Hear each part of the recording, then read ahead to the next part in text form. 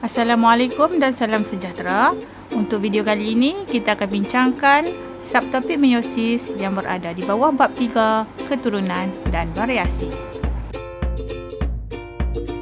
Objektif pembelajaran kita untuk video kali ini adalah menyatakan maksud meiosis, menerangkan proses meiosis dan menjelaskan kepentingan meiosis ini kepada hidupan.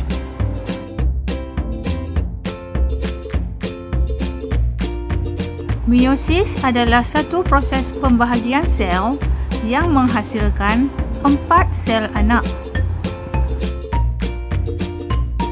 Sel anak yang terbentuk ini mempunyai bilangan kromosom separuh daripada sel induknya. Bilangan ini dikenali sebagai haploid.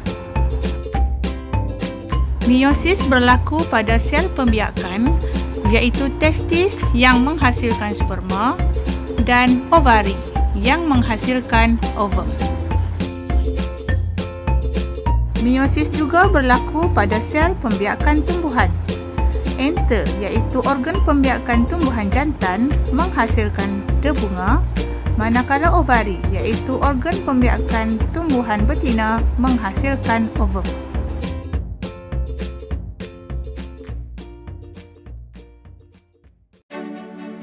Meiosis terbahagi kepada dua peringkat pembahagian sel, iaitu meiosis 1 dan meiosis 2. Meiosis 1 bermula apabila berbenang halus kromatin memendek, menebal dan berpintal. Pasangan kromatik kembar ini akan bersambung di sentroma. Pasangan kromosom homolog berasal daripada dua induk, iaitu induk jantan dan induk betina. Pertukaran bahan genetik boleh berlaku pada segmen DNA antara pasangan kromosom homolog ini, dan proses ini dikenali sebagai pindah silang. Selepas proses pindah silang, nukleolus dan membran nukleus mula menghilang dan terurai. Sentriol muncul di sitoplasma dan bergerak ke kutub bertentangan. Sentriol ini menghasilkan gelendong dan mengikat kromosom di bahagian sentroma. Kromosom-kromosom homolog ini kemudiannya tersusun di bahagian tengah satah khatulistiwa. Seterusnya, gentian gelendong mula mengecut dan memendek dan menarik kromosom homolog ke bahagian kutub yang bertentangan. Setiap kutub sel sekarang mengandungi satu set kromosom sahaja.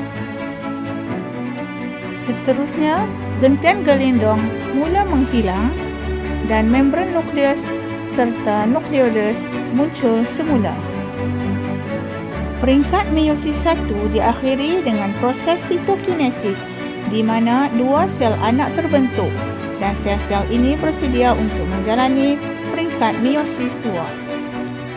Pada peringkat ini, kedua-dua sel anak bersedia untuk menjalani fasa meiosis 2. Membran nukleus dan nukleolus mula menghilang. Sentriol menghasilkan gelendong dan gelendong ini mengikat kromosom di bahagian sentroma. Seterusnya, kromosom-kromosom tersusun di bahagian tengah satah khatulistiwa.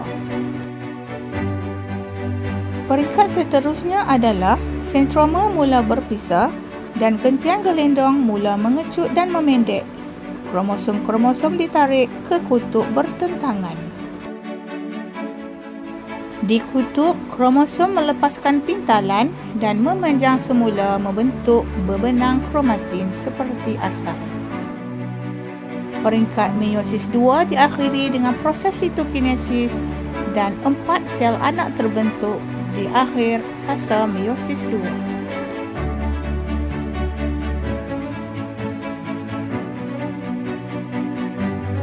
Proses meiosis menghasilkan variasi di kalangan organisma-organisma hidup. Variasi ini penting supaya organisma ini dapat mengekalkan kemandiriannya dan beradaptasi dengan perubahan yang berlaku di persekitarannya. Pembahagian sel secara meiosis membolehkan bilangan kromosom dikekalkan dari satu generasi ke generasi seterusnya.